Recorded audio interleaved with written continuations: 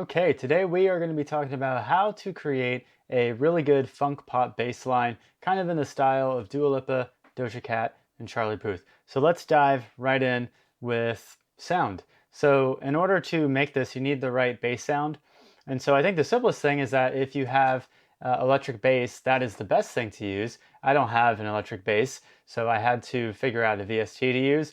And so I'm using TuneTrack Easy Bass, which I think is amazing sounding, especially because you can add a lot of different sounds. Like you can add slap sounds, you can add slides, and all sorts of things to make it sound way more realistic. Now, people like Charlie Puth, they use Spectrasonics Trillion, which is probably top of the line as far as bass VSTs go, but it's also like $400. So TuneTrack is a lot cheaper. It's $150, so it's not cheap, but it's cheaper, and I think it pretty much will get you 90% of the way there.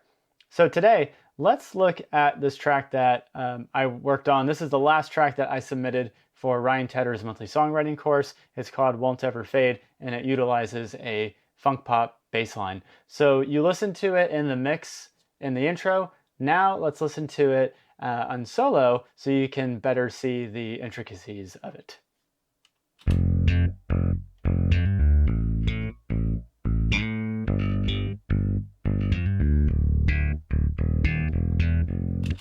All right, and then that's pretty much the bass line. That just repeats throughout the song, cuts out every now and again, comes back in every now and again, just like it should. Nice, simple, but effective, and I think it sounds pretty catchy with the overall mix of the song. Okay, let's break down what I did to make this. So first, you need a progression. And so you'll occasionally see me looking down. I'm just kind of hammering out on my keyboard here. So if we look at this, the bass progression here, if we're looking at just these notes down here, we have F, going into A, going into G, going into D.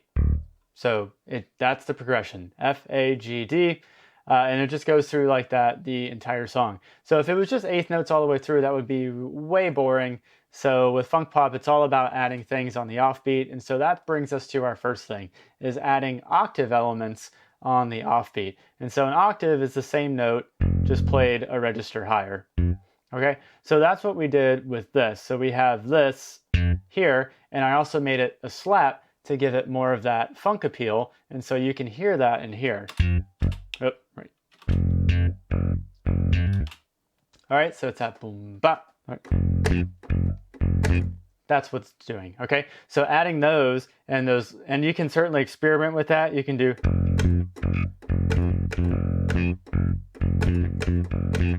You can do really whatever you want. But it's just having those octave elements in there. The next thing is doing runs. And so that happens at the end of the measure. So let's listen to that. Right there. That. Okay. And then that just leads nicely into the next measure going into that A there. Now with this, it's all about experimenting. So just play around and just figure out what sounds good. So I could have gone a number of different ways going into that A. I could have gone, or I could have done a ascending.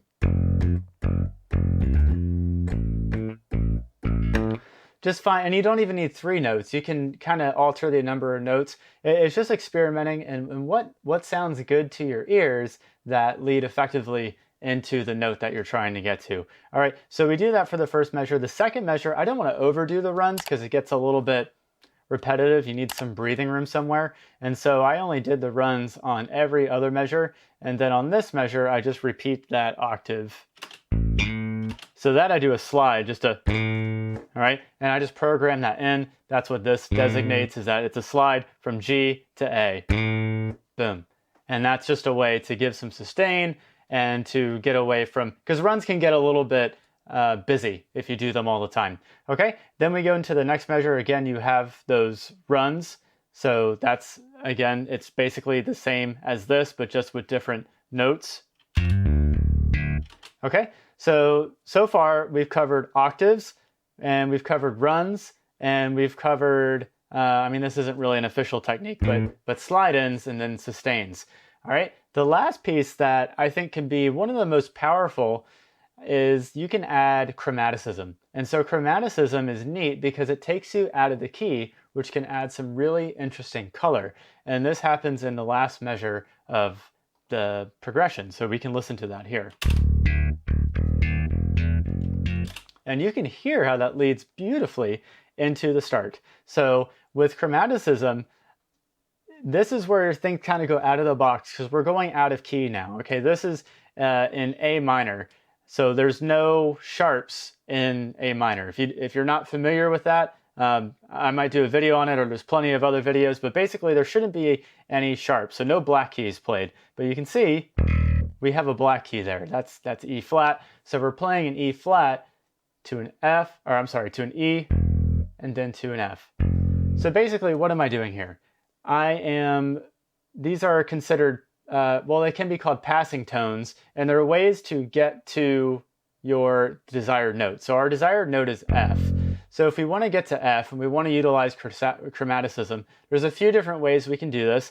I think some easy ways to do it are to just find F, or whatever target note that you're going to, and then just go two half steps below. So we have E, that's 1 half step, E flat, that's 2 half steps, or a whole step. So if we just go from there, and we go there to E to F, that is a way to utilize chromaticism. And so I utilize that in the second half of the measure. Now we could do going from above. So we can also do, so if we go from above, again, we're still trying to get to F, we can start 1 half step up, 2 half steps up, okay? So now we're gonna go from G to F sharp to F. So we could have altered this and have it do that. And so I will see if I can quickly do that so you can see how that sounds like. Now I haven't demoed this, so I don't know exactly how this is gonna sound, but let's experiment and see how it goes.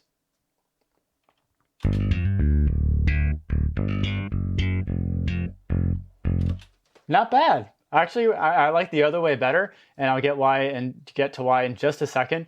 But you can see if you just go a whole step up, or 2 half steps, and then you go chromatically down to your target note, you can have a really cool way to add a little bit of color and a good transition back to whatever note that you're trying to get to. Now, the reason why I like the other one better is because we're starting at D. And so with D, we have a beautiful stepwise progression because we start with D, we go to E flat, we go to E, and we go to F. So a lot of it is context and what note that you're coming from and what note that you're going to. But chromaticism is a really cool, really fun way to get to whatever note that you're trying to get to. All right, and so let's take a look, let's take a listen to this again. I altered the note, so we'll just start over here, and then we'll play this through, and you can kind of take a listen to all of those elements that we talked about.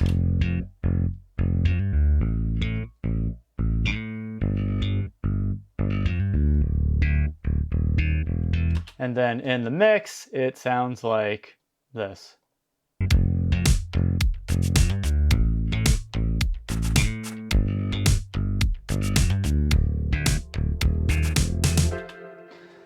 Okay, and so that is the basics on how to write a funk pop bass line. I mean, there is probably a lot of other ways that you could go about doing it. I just found that these are some really good tools that you can use and some good techniques to implement when writing one. So to sum it all up, find your progression, add some octaves, especially on the offbeat to give it some bounce.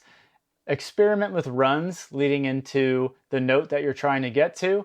Add in some slides and sustains to make it not so busy with filling it with runs all the time. And then definitely experiment with chromaticism. So just find either 2 half steps below, 2 half steps above, and just work that into reaching your target note for the next measure. Okay, so I hope this has been helpful, and if you liked this video, then definitely check out this video because you might also find it helpful as well. All right, take care guys, and I will see you in the next video.